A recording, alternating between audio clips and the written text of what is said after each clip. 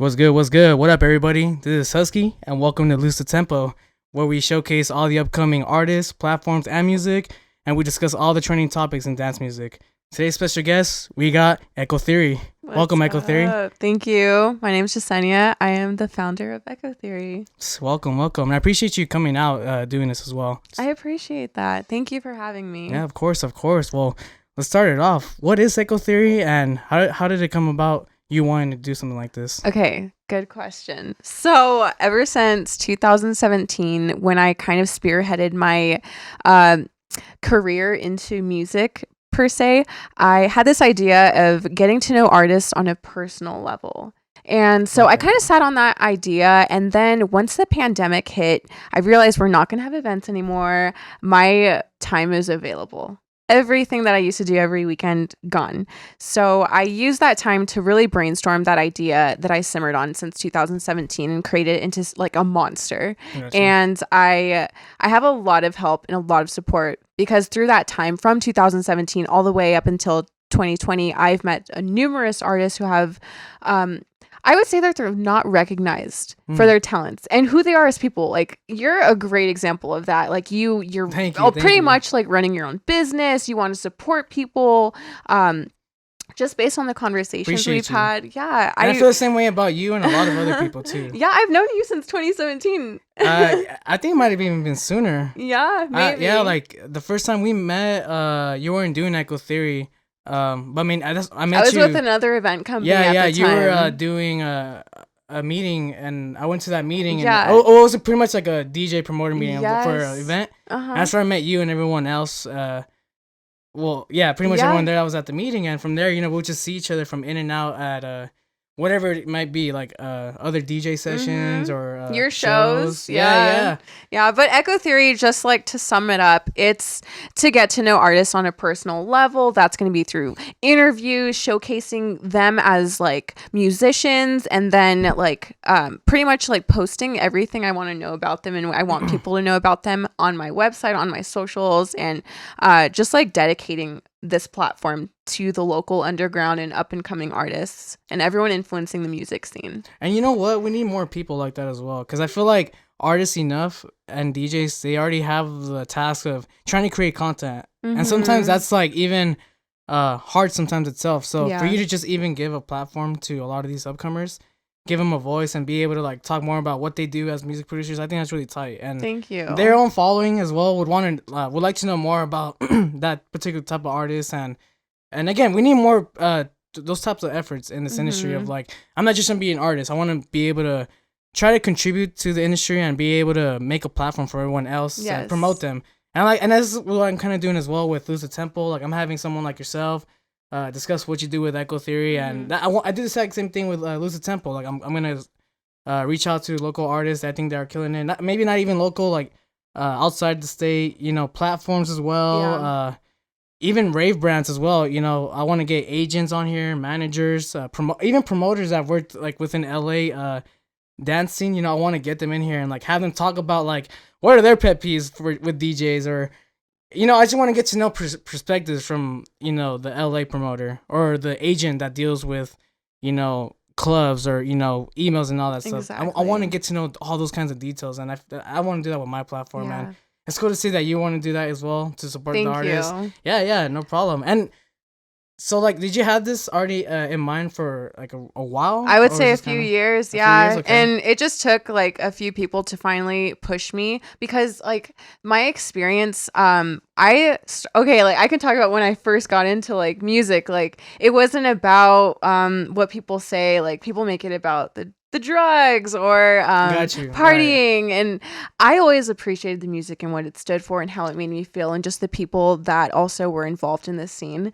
And so that kind of like spearheaded that idea and wanting to support it. And when I first went to my first event, I wanted to share that experience with everyone. So in a way, it's like creating a safe space for everyone, and just like helping protect the image of these artists, and because it's a very cutthroat industry. They make stupid decisions. Not only that, they'll make rumors of you, or like they'll try to spread a narrative about you that's not even true, and that happens a lot. Just like he say she say type Exactly. of thing, and you got to be careful with who you kind of trust with information and like what kind of opportunities you present with people too. I mean, well, when did you get into dance music in general? Like, how did you get involved, and how did you discover EDM? When did I start? Well, my first rave, it was called Dub Sonic. Shout out to my friend Johnny Luker. He was a part of it. What is it was Sonic? In high school. It was just it got raided, but pretty much they like took over this like abandoned Mexican restaurant, set up DJ equipment, and people went in like tutus and little like flashing light headpieces and like little flower crowns. It was like the prime time of raving. So I just went, and my little sister kind of like dragged me along. And what year was this again? 2009 was my first event. Okay. And then 2010 they had Dub Sonic 2, which was really awesome. It was such a fun experience. That's what's up. Yeah, that was like one way to kick off high school, like finishing my last hurrah, and boom, that was your in. Yeah, for raving, I would say. But my first like experience listening to music, my older sister, she was in high school. I was this little baby 7th grader. She gave me a burned CD. People burned CDs back in the days. Like, you don't see that anymore. Hey, for anyone who's watching this and listening to this right now, we weren't streaming. Yeah, we weren't paying $2, $3, $5 a month. We had to actually pay for albums. Yeah, and sometimes the songs in the albums, like, we didn't want to hear. They just crammed the songs in the album, and we had to pay the full price just to hear the favorite songs we wanted to hear. But now, we have it different. My first CD that I ever got burned was Daft Punk CD of Discovery, and I love till this day, like, I love every single song on that album. That's what's up. It's like amazing. What's your favorite song on? What album again? CD of Discovery, Daft Punk. What track name would you say be your favorite from the album? Harder, Better, Faster, Stronger. I know that's cliche, but it was like so well made. It is a classic. It's amazing.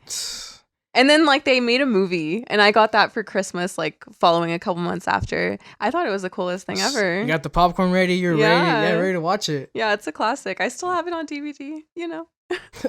That's what's up. Yeah, I think that's around the time that I got into EDM as well. Really? You were a baby though. I was 14. Oh my gosh. Okay, yeah, we were. Yeah, I was in 8th grade, and I was making YouTube content at the time, and that's when I started getting into like EDM. I started listening to techno, or what I thought back in the day was techno. I'm sure it was techno, but I got into more like electro house, and then I got into big room, and I was DJing, and my cousin was the one that got me into DJing because I would just always be at his house, and his friends would be DJing, and then that's how he got caught on. Oh, that's so cool. And then I would be hanging out with them, and then I was like kind of interested, and then I started like trying to get my own stuff, and this was like around 2011, and then from there I just was like really into EDM. And would you say that's the same thing for you? I never stopped loving it. It was probably like my favorite music genre before it like became mainstream, because it is mainstream these days. Oh yeah, I mean, I remember being in high school. I would DJ at the lunches, and I would play EDM. 99.99% would just like not even fuck with it. Like, I'll be DJing, like, hyping up the drop, and then they see another drop comes, and everyone's just like cricket. And then they just like clear. Girlfriend at the time's like, hey, this is tight. Hey, you picked it right. At least during that time. Right. But yeah, I mean, some people just like what they want, right? And I've always just liked that since 2009 and 2010. And I mean, even since 2010, I wanted to go to my first rave, which was Electric Daisy Carnival, EDC by Pascal. Yes. I went 2014. And that was my first technically and legitimately, like, actually discovering the world of the rave scene. Mm-hmm. And, I learned about Plur. I didn't realize the freaking music can get that loud. Oh, my gosh. Oh, my God, man. I mean, I had DJ speakers back in the day, and I was like, damn, this is sounding pretty good. But when I got to EDC 2014 in Las Vegas, I mean, it was just... It was hot. Yeah, it was hot, most definitely. What was your first EDC? My first EDC was in 2016. My first Insomniac event was Escape 2015. So, like, I did start raving back in 2009, but I can, like, put a stamp of officiality 2015. Okay. And I literally, like, I wanted to go to every event, and I didn't miss it. Like, I went every event after that for, like, 2 years straight. I think I did that, I think 2014, then 2015, then 2016, then 2017. I think I took a break. No, I didn't take a break. I actually just stopped doing the 3 days, because doing that 3 days gets tiring, especially when you get like older, year by year. Like when I was 18, I was just going 3 days like ham. let's get this at the start 7 p.m. till 5-6 a.m. But nowadays, I'm just like, I'm just good off of one day. Let me buy your Sunday ticket. Oh my god, I'm that kind of person. We don't now. like those people. I'm one of them. Hey, too, but though. you know what? And not only are you attending to these music festivals, but you're actually you've worked with some of these companies as well. What's your experience being a part of a, like, not just being an attendee, like actually being involved, like creating that experience for people that are attending? Like, what's been experience, and what is a little bit that you do, working with these companies? So I'm not speaking on behalf of any company. Right. But I have worked for like smaller event companies and larger scale event companies, and it doesn't matter the size of the event. You still feel that like emotion of connecting to the DJ and just making new friendships, networking, being behind the scenes. I would say is just like a 180 game changer. Like, once you experience working festivals, you can never not see them from a different perspective. I get it. I mean, yeah, I get you. It just opens you up to a different world of understanding things and like seeing. It's almost like an alternate reality. It is, to it. yeah. And weird. You have to keep in mind, like, it's about the headliner having a good experience with your company, whoever it is, and that they are representing you well, because in the end, it's like everyone's eyes are on you, even if you think they're not watching. You have event promoters attending these, they're scoping out new artists, and then you're creating the experience for the attendees. So it's just hand in hand, and it's your job to make sure it goes well, nothing goes wrong. If something goes wrong, you fix it, and just being very level-headed. So I would say I don't like to like have alcohol during my time of working, because I want to be fully like level-headed and know what's going on and like being aware of my surroundings. Yeah. Damn. But you have to be good at multitasking. You have to be good at talking to people. For a while there, like, I used to do box office at events, and then I was a promoter, and then I was the assistant manager. I move up. I try to learn everything from at Echo X Theory. Go ahead and follow the platform. Thank you, I appreciate it. Yes, please follow me on everything. Yeah, so you work in the box office. You're just trying to do whatever you could. Like, just to like understand like each and little area. And I think that's really good when you're a part of a company or part of a job. Like, you don't always want to try to stay in one position. For the most part, trying to get better pay, it's good, but more so just trying to understand another area of that particular, of the whole logistics of how a business is operated. Exactly. And I think that's really cool that, you went ahead and like you're over here taking other positions every time you're working, or every month that you might be involved with this company, you're open to these kinds of things, and that's really cool. Yeah. I mean, what more were you doing? Oh, so another thing too, being a like customer care person, you have to be willing to undergo experiences, whether someone is fully intoxicated or someone isn't having the best time and they decided to take things that don't make them think clear, like they overthink their lives and they just kind of like go in this dark path. So you have to be able to navigate people that are tripping, and just like kind of be like a therapist almost. Like, I have mediated people going through a breakup. I've mediated a couple fighting, or someone cheating on someone at an event because they're too messed up.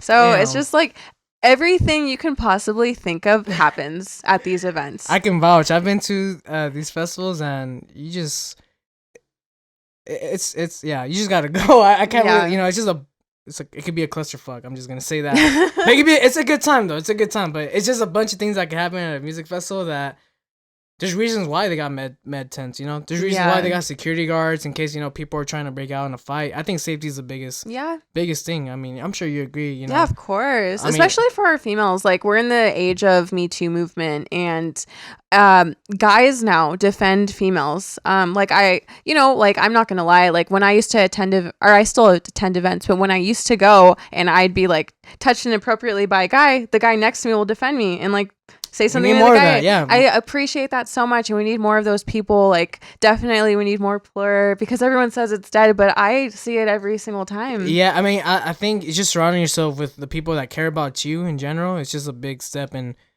selecting your circle when you go out to these kind of events. And again, a lot of these people are there enjoying the music and sober, and there's a lot of people out there that are under the influence, either that's alcohol or drugs. Yeah, and like sometimes they're not making the best decisions under the influence. Exactly, and we see it. And people go to escape these events. So like, You can be a recent grad who is like, hey, I want to celebrate my graduation by attending this event. And they take something, or they get too intoxicated. They just want to escape the world because something new. They need it. Yeah. And I don't encourage it. Obviously, I don't encourage it. But if you do it, I want you to be safe. Like, invest in test kits.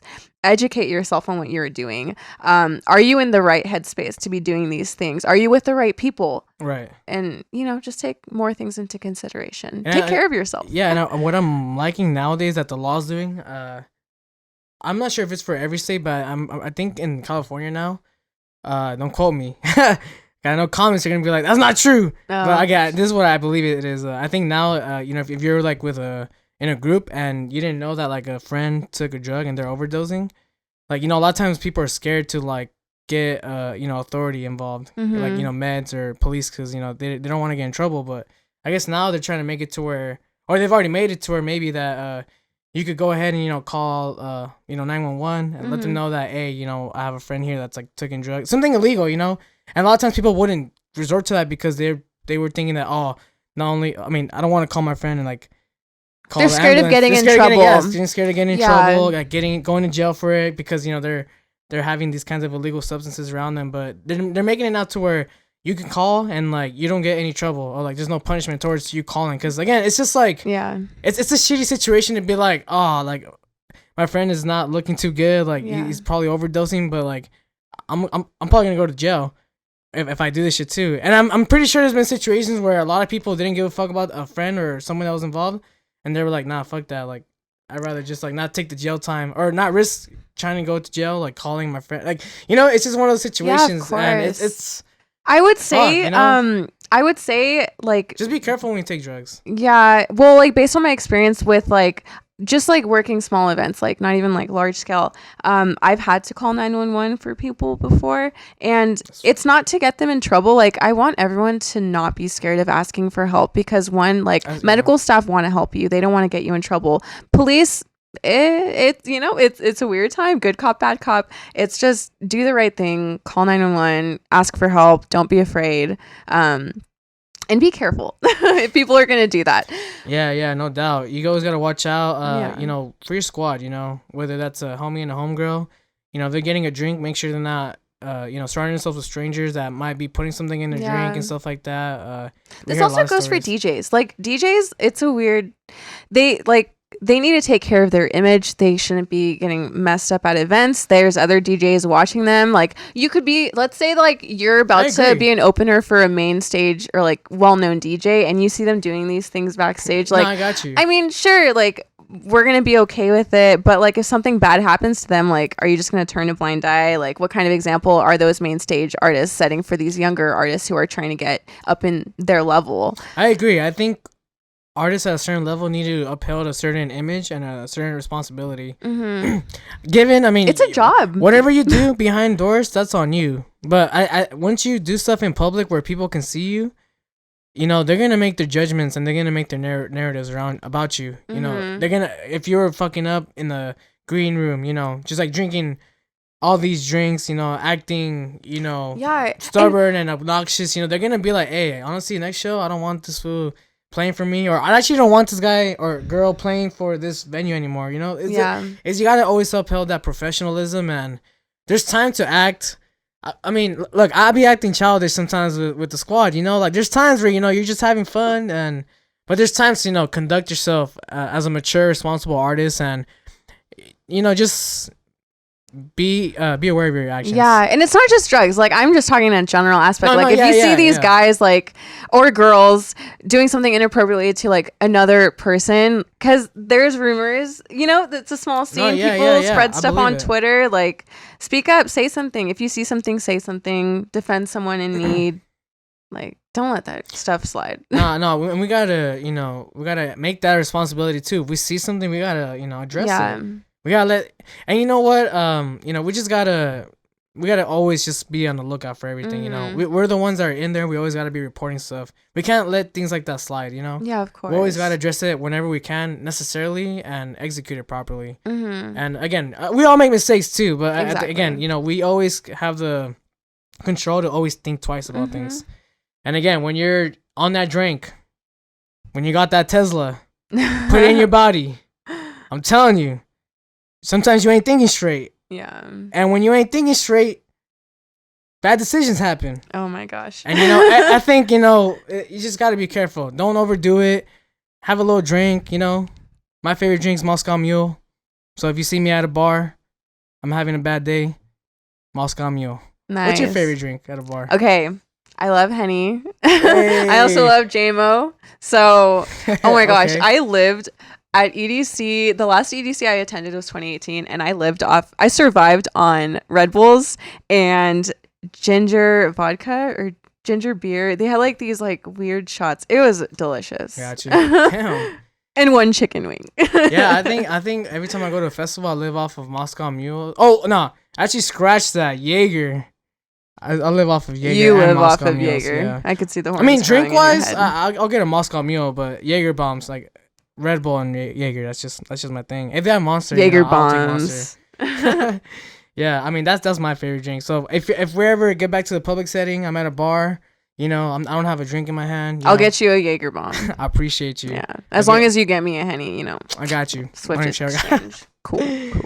Well, it's Jesenya. I appreciate you for coming and speaking more about what you know, letting us know what eco theory is. Yeah, of course. Is there any near future projects that you're working on? Yes. Anything that you want to talk about before we? Yeah, of course. So, I will be having artist interviews projected on Twitch. We're gonna promote it on our socials. The website is under the works, so once we have a couple interviews, it's gonna go live. You're gonna see platforms to these artists, and let's support each other. It's a weird time. Like, all we can do is just keep waiting until they allow us to have music festivals again, and just keep supporting artists and Twitch streams. Yeah, I hope you guys all tune in and follow me on Echo X Theory.